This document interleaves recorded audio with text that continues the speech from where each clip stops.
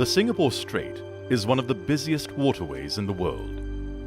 Together with the Strait of Malacca, it is a maritime corridor of over 400 nautical miles in length.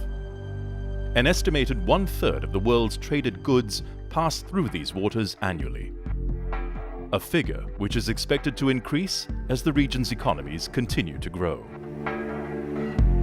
At its narrowest point, there are just 3 nautical miles between the shores of Singapore and Indonesia, while the navigable channel is reduced to less than 2 nautical miles. Safe Passage in the Singapore Strait is a set of 2 videos and an interactive training module.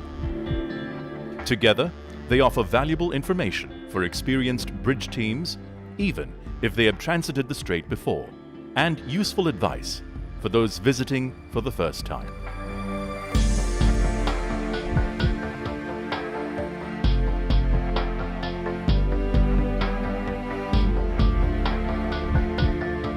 There are around 1,000 ship movements each day in the Singapore Strait. As a result, watchkeeping officers can find themselves having to deal with traffic situations involving a wide range of vessel types and sizes. This is especially challenging in poor visibility. So detailed voyage planning, good seamanship, and situational awareness are essential to safe navigation. The hydrographic data is regularly checked, so when calculating safety factors on depth and contour settings, make sure you have the most recent updates. There are strong tidal streams in the strait, which must be remembered, as these can make a big difference when crossing lanes or picking up a pilot. The pilot boarding grounds for Singapore and Malaysia are all to the north of the TSS. Sambu, the pilot boarding ground for Indonesian ports, is to the south. If you are going to pick up or drop off a pilot, it's good practice to come to the side of the separation lane nearest to the boarding ground in good time to avoid having to cross at the last moment. Navigation in the strait can be demanding, so everyone needs to be properly rested at the start. Traffic movement is always changing. Watchkeeping officers need to know their ship's position and maintain good situational awareness so that they can make appropriate navigational choices. It's important to have the right level of bridge personnel. Always follow your company's SMS. All vessels must proceed with caution. They need to maintain a speed consistent with safe navigation. As always, keep to your company's SMS, but it is strongly recommended to have the engine room manned throughout the transit. In addition to following all applicable rules of the road, officers are well advised to take a look at Rule 10 concerning navigation in a TSS. Remember, being in a TSS does not give you the right of way, so use good seamanship. This could mean slowing down to help resolve a traffic situation, even when you have the right of way. Always maintain a safe distance from other vessels. Keep an eye out for the weather. Sudden thunderstorms with heavy rain can occur between June and August, and October to December. The visibility can become moderate or poor very quickly. Haze can also reduce visibility. Shipmasters are advised to keep a proper lookout and navigate with caution. In addition to following all applicable rules of the road, ships shall comply in particular with Rules 19, 20, and 35 concerning the conduct of vessels in restricted visibility, the exhibition of navigation lights, and the use of sound signals. In darkness, vessels crossing the TSS and all precautionary areas are requested and recommended to display a signal of 3 all-round green lights in a vertical line. This indicates the intention to cross to all nearby vessels. In the TSS, it's rarely possible to always keep strictly to the planned course line. Watchkeeping officers must be prepared to move to one side of the lane or the other to overtake, or even when being overtaken. as well as the traffic in their immediate surroundings. They are advised to look well ahead to see what situations may be developing. Information on other vessels' intentions may be requested from the VTIS. The Singapore VTIS operates 24 hours a day.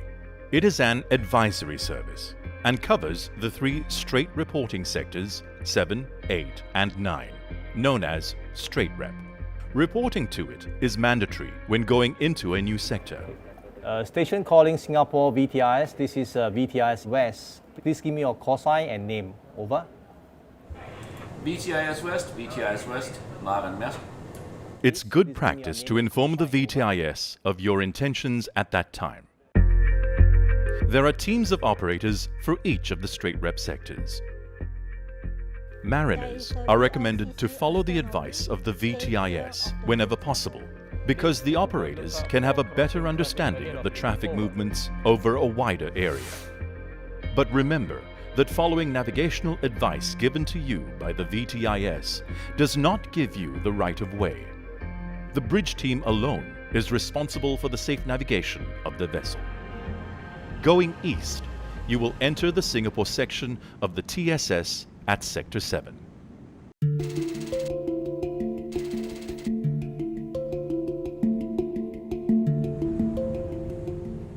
Entering Sector 7, it's mandatory to report in to the VTIS on VHF channel 73. If you are transiting, you will be asked for information including your destination and whether you are carrying any dangerous goods. If you are, they will ask for details of IMO class and weights. You will not have to give this information again during your transit, as the VTIS pass it on from sector to sector. If you are going into the Port of Singapore, they will already have this information in the pre-arrival notification. There are 4 precautionary areas in the Singapore Strait where you may encounter a high density of crossing traffic. Eastbound. The first of these is at the start of the sector, where many vessels may be crossing at all angles. Take care, as smaller, local vessels may not strictly follow the rules of the road and may not answer VHF calls. Many of the eastbound vessels going to the ports of Tanjung Pelepas and Singapore will pick up a pilot in Sector 7. There are 3 boarding grounds to the north of the westbound lane, so be aware that some eastbound vessels may turn to port at this time in order to reach them. If you are picking up a pilot, put your pilot boarding ground as your destination in AIS. If not, checking the AIS information of nearby vessels may warn of their intentions, but never rely solely on AIS for collision avoidance. Remember that not all ships are fitted with AIS, and even if they are, it may be switched off, or the information provided may be incomplete or incorrect. Also, avoid using VHF for collision avoidance. This can lead to confusion and hinder transmission of important VTIS information. Always comply with the call regs. On leaving the precautionary area, check your position to be certain that you are still in the eastbound lane. Throughout the strait, it's essential to keep within the channel limits. To the south of the TSS at this point, there may be some ship-to-ship transfer activity in the anchorage. Be aware that in the dark, ships' navigation lights may be obscured by the working lights from these vessels and from the southern shore. Other vessels may be joining the TSS from the Durian Strait to the south and the Nipa anchorage to the north. Keep a good lookout. High vigilance is recommended, especially during the hours of darkness. There's a sharp alteration of course north into the Phillip Channel at the Raycon Delta. Be aware of the risk of converging traffic during the turn. Also, be sure you start the turn early enough, as there is shallow water outside the channel. This is also the start of the deep water route. If your vessel draws less than 15 meters, You are not classified as a deep draft vessel, so come to the starboard side of the Phillip Channel early to avoid impeding vessels going into the deep water route. VLCC and other deep draft vessels shall maintain an underkeel clearance of at least 3.5 meters at all times. They are advised to navigate at a speed of not more than 12 knots and to avoid overtaking. The channels are narrow and frequent checking of position is recommended. Navigational aids to help you do this include the Raycons at Takong, Karang Helen Ma, and Karang Banteng. Shallow draft vessels may use the deep water route if there are no deep draft vessels in it. Please notify the VTIS if this is your intention. Be aware that vessels may slow down or even stop in the TSS in the eastern part of Sector 7 and also the western part of Sector 8 to take on stores. Never be complacent in the TSS. Keep a proper lookout at all times. Avoid trying to guess at other ships' movements. The next sector is Sector 8.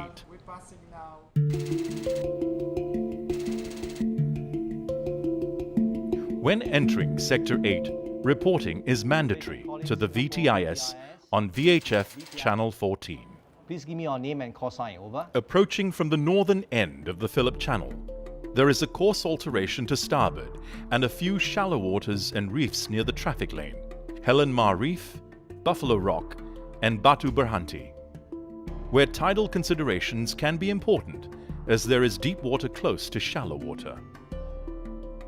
Check your position regularly to ensure your vessel stays within the traffic lane and pay attention to the VHF to hear what the VTIS is saying. The TSS lane now enters the first of two precautionary areas where crossing traffic can be heavy, especially soon after dawn, when ferries can be seen departing from the ports in Batam to join the TSS westbound lane, heading for Singapore. In the other direction, you can expect frequent fast ferries crossing between the port of Singapore and Indonesia. In addition, there are often fishing boats in the eastbound lane.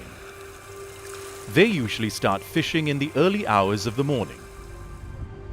These small boats are not visible to the VTIS's radar nor to your ship's radar. Their movements can be unpredictable. They may not be displaying the correct lights and shapes. There may also be many tugs and tows crossing at any time of the day and sometimes at night. Vessels departing from the ports of Singapore or Indonesia may cross the precautionary areas to join the traffic lanes of the TSS. Also, look out for vessels slowing down and turning to port in order to approach one of the pilot boarding grounds north of the westbound channel. Check the nearby vessel's AIS data for information on their intentions.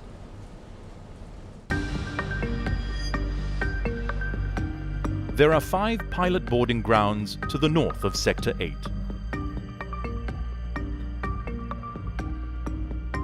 The movement of Singapore pilots is managed from a central control room where everything possible is done to ensure that pilots get to their booked ETA on time. It is a separate organization from the VTIS. A tracking system means that delays are very rare, but with over 500 pilot assignments per day, delays do sometimes happen. You must contact the pilot service 2 hours before your ETA to confirm the booking on VHF Channel 20. You can expect to find vessels waiting near the boarding grounds, especially around the eastern boarding grounds Charlie and Bravo. Vessels are advised to calculate and adjust their speed in the hours before arrival to avoid having to wait near a boarding ground and cause congestion. When approaching the boarding grounds, it is strongly recommended that they should do so at a safe speed, following all applicable rules of the road. In particular, the separation distance and factors listed in Rule 6, such as the state of visibility, available sea room and traffic density, among others. Only one vessel will be scheduled to arrive at Bravo and Charlie at any one time, and the next vessel will be scheduled at an interval of not less than 15 minutes later.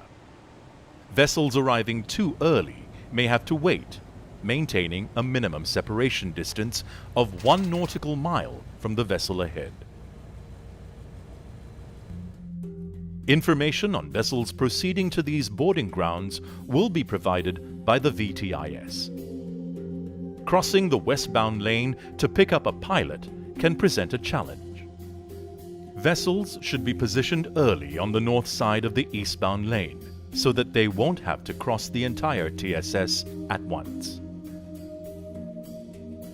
Shipmasters are advised to cross at right angles to the TSS, in compliance with the coal regs and the good practice of seamanship.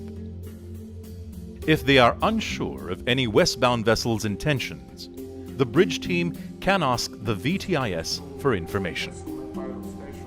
Some of the boarding grounds are close to anchorages, so approach these at a safe speed, keeping a safe distance from the vessels in the anchorage. If you are crossing during the hours of darkness, be sure to display the signal of 3 all-round green lights in a vertical line. Allow enough time and sea room when picking up a pilot. On a large vessel, it can take up to 10 minutes for the pilot to board, reach the bridge, and finish the master-pilot exchange. So ensure that there is sufficient time for that to be completed safely. The boarding arrangements must exactly follow international standards. The pilot's safety is the first concern. Continuing your transit of Sector 8, even if you have the right of way, it may be good seamanship to slow down to help resolve potential close-quarter situations. Think twice before you overtake in the narrow parts of the TSS.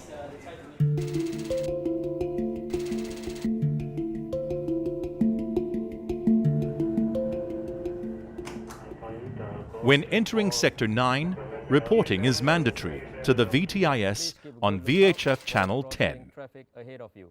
Sector 9 is generally less crowded than Sector 8, as the TSS is wider. However, the large precautionary area that takes up about half of the sector can still be very busy with crossing traffic. At first light, there may be tugs and barges crossing. Fast ferries may cross at any time. You must be aware of them and know where they are. And look out for vessels entering and leaving the East Johor Strait to join the eastbound lane. Near the wheelover point towards the eastern end of Sector 9, the lane narrows slightly. Beware of vessels converging. There can be eddies when the current is running strongly, so it's good practice to avoid the shallow water near the eastbound channel's northern boundary. Passing Horsburgh Light to starboard marks the end of Sector 9 and of the Singapore Strait. Please notify the VTIS. You're leaving Sector 9, switch over to Channel 16, have a good watch. VTIS is out.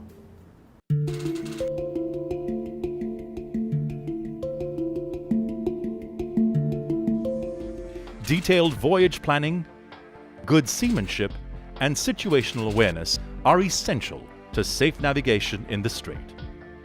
Make sure your bridge is adequately manned as specified by your SMS. Maintain good communication with the VTIS throughout your transit. We hope you found this video helpful. Have a safe passage.